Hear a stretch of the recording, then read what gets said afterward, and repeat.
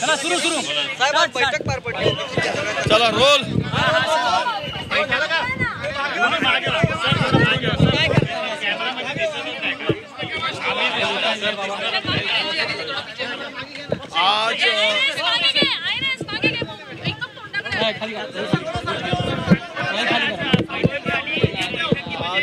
आज माननीय मुख्यमंत्री आणि दोन्ही उपमुख्यमंत्री ओबीसी नेते छगन भुजबळ, पंकजाताई, बावनकुळेजी आणि महाराष्ट्रातील आमचे सर्व ओबीसी नेते, यामध्ये अनेक ओबीसी नेते सहभागी झाले होते आणि 2 सप्टेंबरच्या JRच्या संदर्भात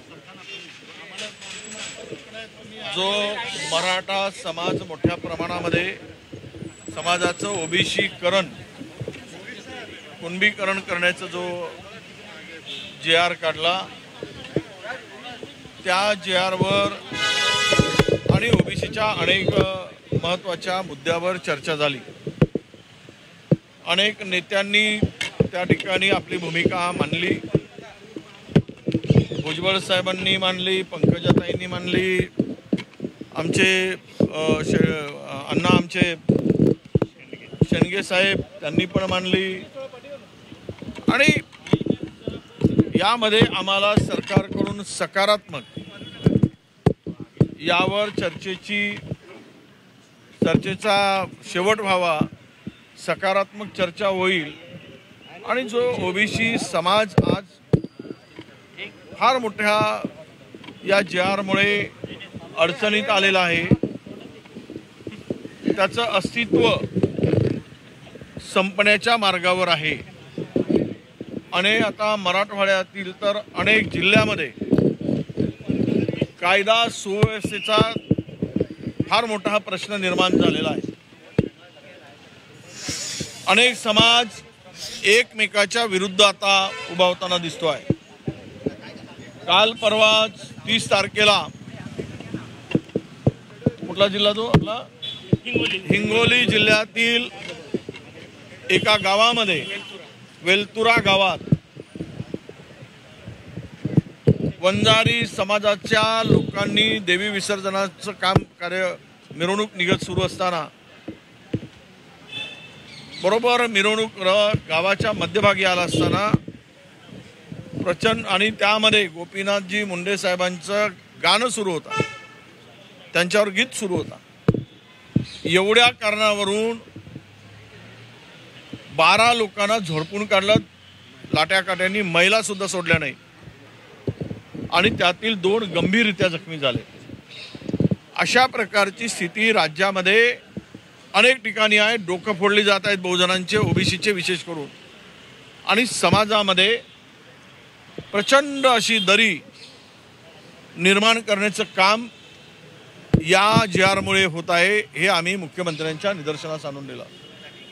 हा JR काढत असताना कुठेही 2002चा JR आणि त्यानंतर 2012 म्हणजे त्यामध्ये रूल्स जे तयार झालेत, त्या रूल्स कुठेही या JRमध्ये फॉलो करताना किंवा पाळताना दिसले नाहीत. त्या JRमध्ये त्या रूल्सचा कुठेही उल्लेख सुद्धा केलेला नाही.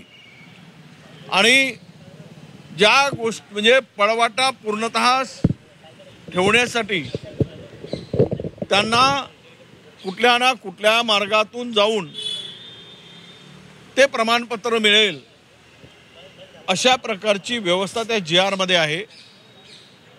स्थानिक चौकशी अहवालामध्ये ज्या गोष्टीचा समावेश केला आहे त्यातून सरळ सरळ पूर्ण वंशावळीला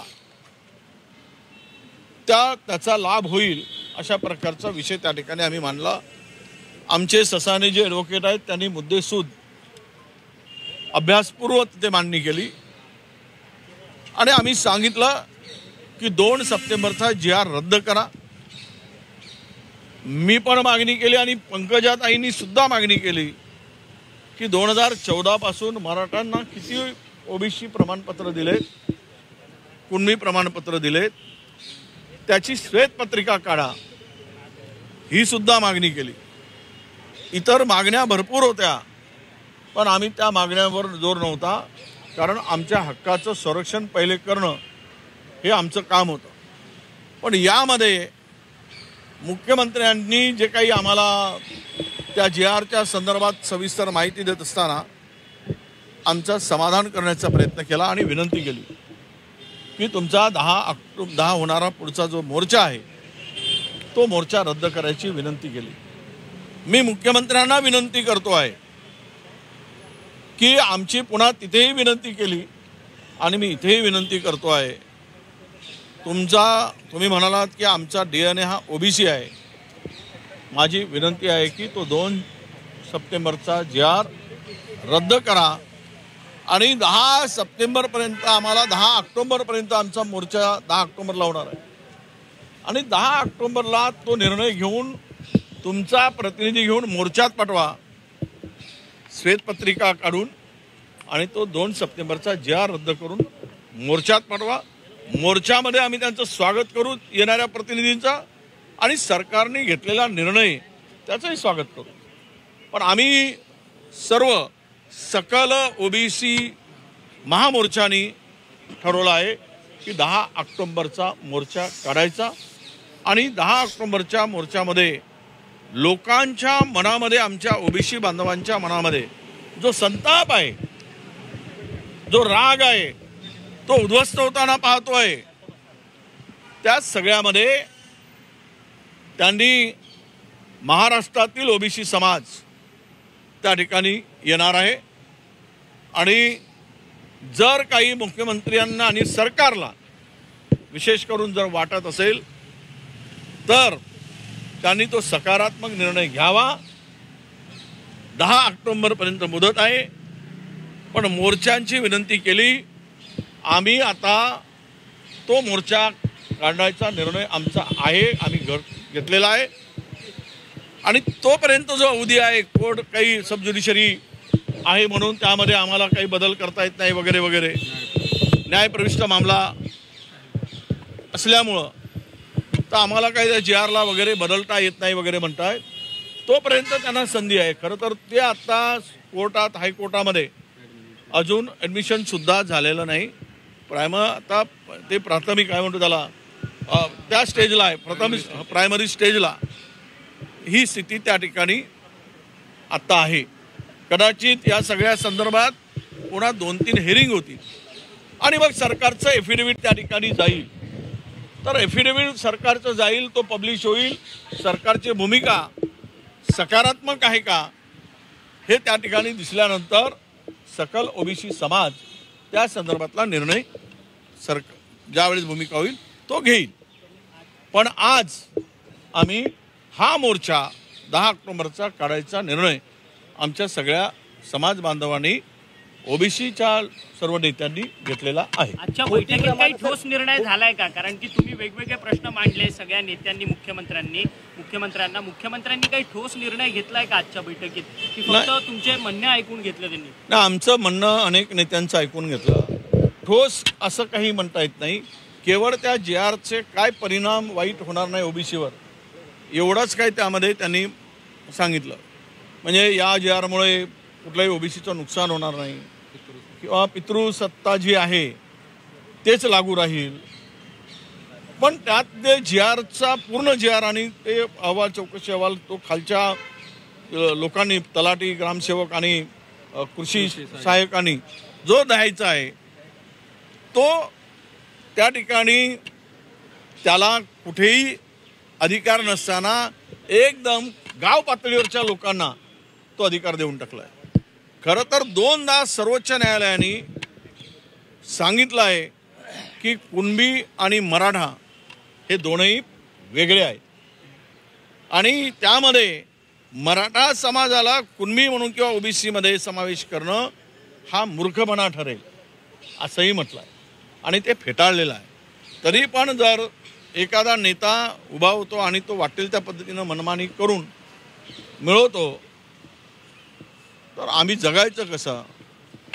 आमच्या लोकांनी 12 लोकांनी ओबीसीची आत्महत्या केली, त्यांचं कुटुंब उद्ध्वस्त झाला. हे आरक्षण आता आमचं संपलं म्हणून कयो तरुण तिथे कायदा सुव्यवस्थेचा विषय येत नाही का? कोणी जर मुंबईत येऊन कायदा सुव्यवस्थेचा धमकी देतो तर मग सरकारने याही संदर्भात सकारात्मक निर्णय घेण्याची अपेक्षा होती. त्यांच्या कुटुंबाला मदत करण्याची काही भूमिका जाहीर करण्याची आवश्यकता होती. जे ओबीसीसाठी बलिदान दिलेत, आम्ही म्हणतो की शहीद झालेत ओबीसी समाजाच्या हक्क वाचवण्यासाठी, पण तशी काही कुठलीही भूमिका दिसली नाही. सर, खोटी प्रमाणपत्र देखील तयार केली जातात, अशा घटना देखील समोर आल्या. त्यांच्या प्रचंड अधिकारांवर कारवाई केली जाईल असं म्हणतात, पण अधिकारी एक खोटी प्रमाणपत्र कशी काय तयार करू शकतात? आणि काय करतात? खरं म्हणजे खोटी प्रमाणपत्र देण्याची हिम्मत ही आली कुठून? ती या जी आरमुळे आली. हा जी आर जर बदलला तर तो पाळीच येणार नाही. म्हणजे एकदा काय ते बोकड कापायचं आणि मग हळहळ करायची व्यक्त, माणसाला मारायचं, अरे रे बेकार मारलो म्हणायचं, याला काय अर्थ आहे का? तुम्ही तो जी आर बदला ना. मूळ तिथूनच याची सुरुवात झालेली आहे. आणि त्यामुळं मला वाटतं की यावर जे खोटी काही प्रमाणपत्र दिली ती कायदेशीर कारवाई वगैरे वगैरे. आता अनेक नेते आहेत ज्यांनी प्रमाणपत्र घेऊन आमदार खासदार झाले आहेत, त्यांनी ते कोर्टात चॅलेंज देत राहिलेत, हायकोर्ट, सुप्रीम कोर्ट. तर त्यामुळं त्यातून काही एकदा सर्टिफिकेट दिली की त्यामध्ये त्याला पळवाटेसाठी आणि वेळ मारून नेण्यासाठी भरपूर स्कोप आहे, भरपूर वेळ आहे. तो ते करत असतो, त्याचा राजकीय फायदा घेत असतो. आणि उद्या या जी आरमुळे मला मी जबाबदारीनं सांगेल की मायक्रो ओबीसी आणि इतर ओबीसी स्थानिक स्वराज्य संस्थांच्या मधून हद्दपार झालेला दिसेल.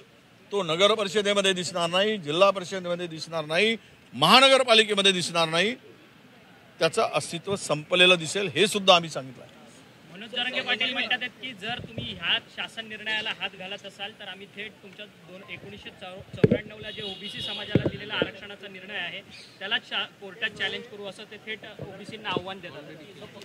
ऑलरेडी त्यांनी त्याला चॅलेंज केलेलं आहे. त्याच्यावर मला वाटतं अजून निर्णय कुठलाही झालेला नाही. ती सगळी बाब न्यायालयाच्याकडे प्रलंबित आहे.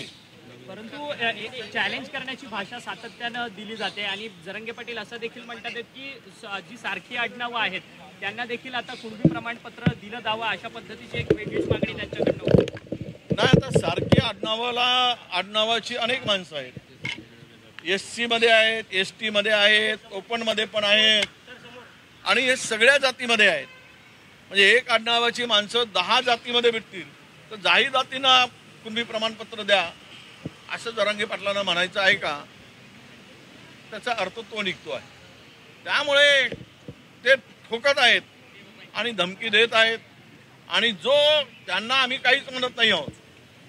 तुम्ही मराठा समाजासाठी मागण्यासाठी रस्त्यावर उतरलात, तुम्हाला मिळालं पाहिजे, तुम्हाला दिलं गेलं, EWS मधून दिलं.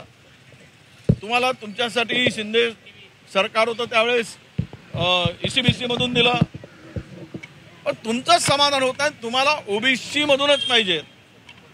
त्यावेळेस ओबीसी समाजातून जर पाहिजे तर आमच्या संख्येनुसार आम्हाला ते मिळत नाही. आमच्याकडेच एवढी गर्दी आहे, 450 जातींची, 374 जाती आहे. आणि तिथेही इतकी वाईट अवस्था असताना पुन्हा अधिकच्या लोकांना यामध्ये समावेश केल्यावर